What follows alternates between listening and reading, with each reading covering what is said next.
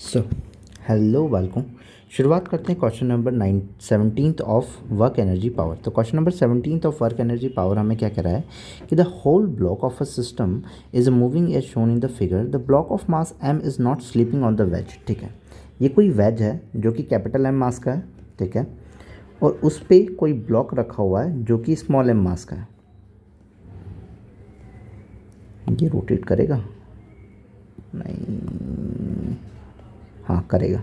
ठीक है, तो ये स्मॉल m मास का जो है वो ब्लॉक यहाँ पर रखा हुआ है और ए जी टेन थीटा के हिसाब से ये कई मूविंग है और theta. Then which of the following statement is correct? Surface between the capital M small m is rough. मतलब कि इनके बीच की जो सरफेस है वो रफ है।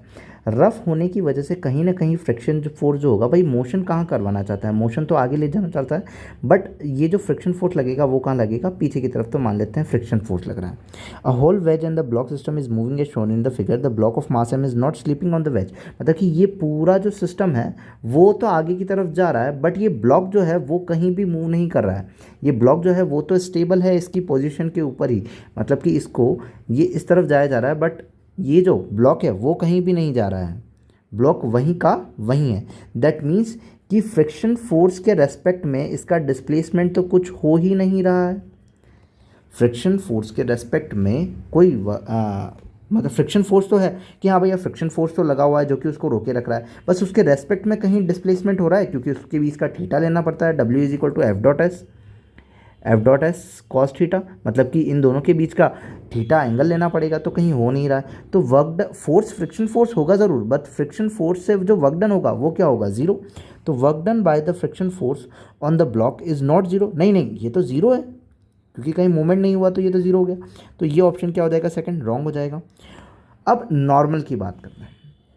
सरफेस पे अगर मैं यहाँ देखूँ तो ये भी अटैच है, तो यहाँ नॉर्मल लग रहा होगा और आगे मूवमेंट हो रहा है, तो ये मूवमेंट जो हो रहा है वो किस तरफ हो रहा है? एस की तरफ हो रहा है। ठीक है, तो अगर एस की रेस्पेक्ट में हो रहा है तो नॉर्मल और एस से तुम देखोगे तो तुम बोलोगे कि ये तो 90 है, तो यहाँ पे तो वर्क डन जीरो हो जाएगा।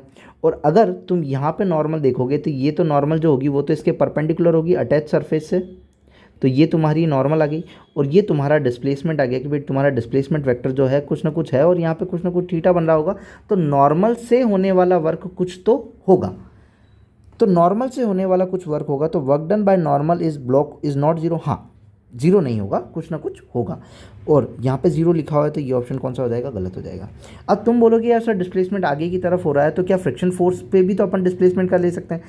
जो फोर्स बोला है उसके रेस्पेक्ट में कहीं जा रहा है या नहीं? तो भाई फ्रिक्शन फोर्स है और फ्रिक्शन फोर्स की वजह से वो कहीं डिस्प्लेसमेंट हो रहा है? नहीं, उसका कहीं डिस्प्लेसमेंट नहीं हो रहा है, इसीलिए वो जो होगा वो तो जीरो होगा, बट नॉर्मल की वजह से कुछ ना कुछ होगा। इसीलिए अपन क्या कह रहे हैं, work done by normal force जो होगा वो नॉट जीरो होगा, but work done by normal force on the block is zero. तो वो ऑप्शन गलत हो जाएगा। नॉट जीरो जो होगा वो अपना क्या होगा? करेक्ट होगा। ऑप्शन नंबर थर्ड होगा, क्योंकि कुछ ना कुछ वैल्यू तो आएगी। So if you like then subscribe. Thank you. Option number third.